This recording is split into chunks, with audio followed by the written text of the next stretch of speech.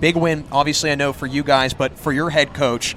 Talk a little bit about, obviously coming into the year, you knew how many he was away from that milestone. So how much added motivation did that give you guys, especially coming into tonight?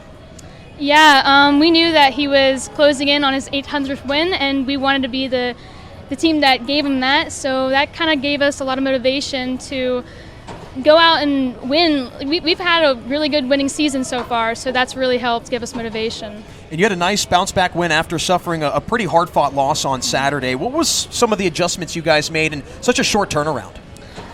We just knew that we played well on Saturday, even though we didn't come out with the win. We played well, so we knew that we just had to come out here, do the same thing we always do, work hard, limit errors, and we knew that we could pull out a win.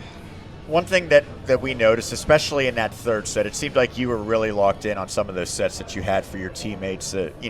Many times different hitters like different areas. So how much of a work in progress is that with you and some of the other hitters, including the freshmen, as far as knowing where they want it, how quick they want it, and when to kind of feed the hot hand?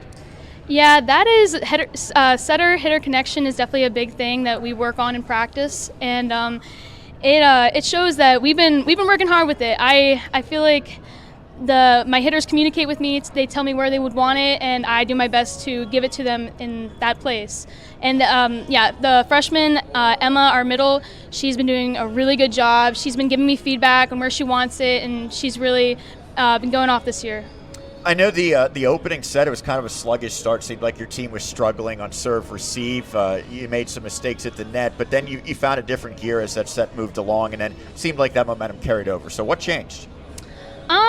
I think we started getting down in points, and I feel like we had that one time out, and we're like, all right, we need to get a little kick in the butt here and start pulling out some points. And I just feel like it just kind of flipped, and we started. The word that Coach Rick used is resilience. We had a lot of resiliency coming out of that first set. Well, with the timeouts, do you find more often than not it is kind of a mental hurdle that you try to get over during the timeouts, or is it strategic changes usually?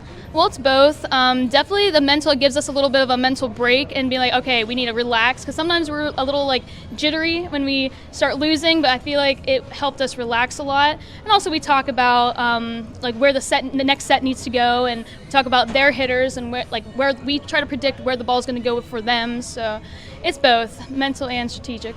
Well, Abby, a great win by you guys tonight, obviously for the overall record, but also for your head coach, and a great performance by you. Thanks so much for stopping by, and good luck the rest of the season. Thank you. Absolutely.